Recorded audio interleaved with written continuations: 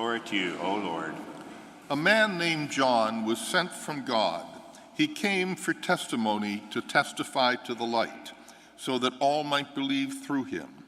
He was not the light, but came to testify to the light. And this is his testimony.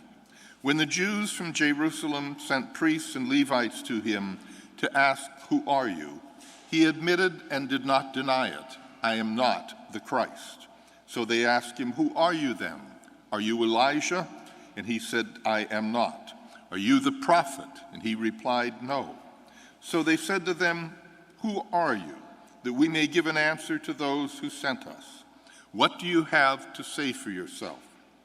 He said, "I am the voice of one crying out in the desert, 'Make straight the path of the Lord,' as Isaiah the prophet said." Now some Pharisees were also sent. They asked him, "Why then do you baptize if you are not the Christ or Elijah or the prophet?" John answered, "I baptize with water, but there is one among you whom you do not recognize, the one who is coming after me, whose sandal strap I am not worthy to untie." Now this happened in Bethany across the Jordan, where John was baptizing. The Gospel of the Lord. Praise to you, Lord Jesus Christ.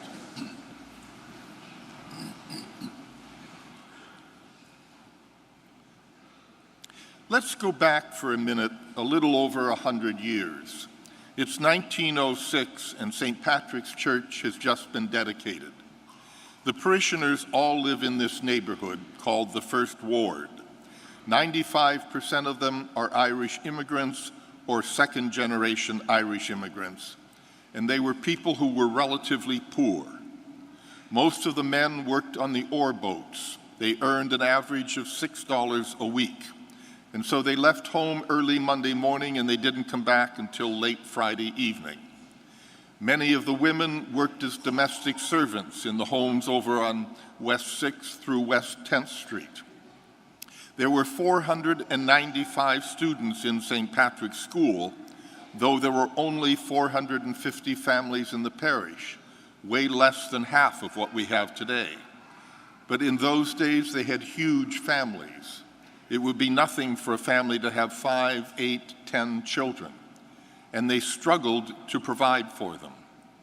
To give you an example of the level of poverty, on April the 3rd, 1894, a tornado touched down in this neighborhood. Father Peter Colley, who was pastor from 1892 until he died in 1934, sent a letter to every family in the parish because the tornado took the second floor off of St. Patrick's School, which was over on French Street on Holland Street between 4th and 5th.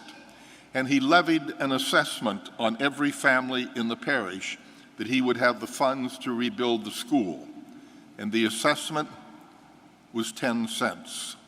And he said in the letter, a copy of which is in the rectory, that you can pay it at the rate of a penny a month for 10 months. They didn't have much. When Christmas came, a child might get a pear or a piece of candy, nothing like what they get today. And so when parents brought their children into this room, it was very easy to get them focused on what all of this is about. Just the grandeur and the magnificence of this room was something they had never seen.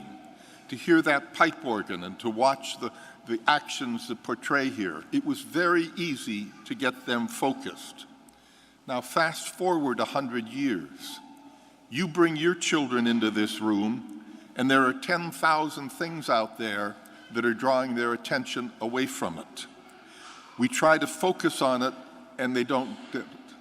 There's often a disconnect between this ritual and our children.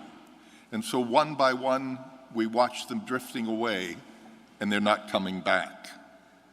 As I pray upon that and reflect upon it, asking myself, what can I do as a pastor to turn the tide? I am getting more and more convinced that the hand of God is involved in this. Don't ask me how. It's beyond the wildest scope of our imagining. But I am convinced that the hand of God is involved in this. Your children are good people. They're ethical, they're moral, they care about others. But there's a disconnect with this. This ritual doesn't speak to them. And so I'm convinced that God is doing something that we can't begin to understand. And because of that, I'm filled with hope. Hope, the awareness and the knowledge that things will be better. Hope is what Advent is all about. Amen.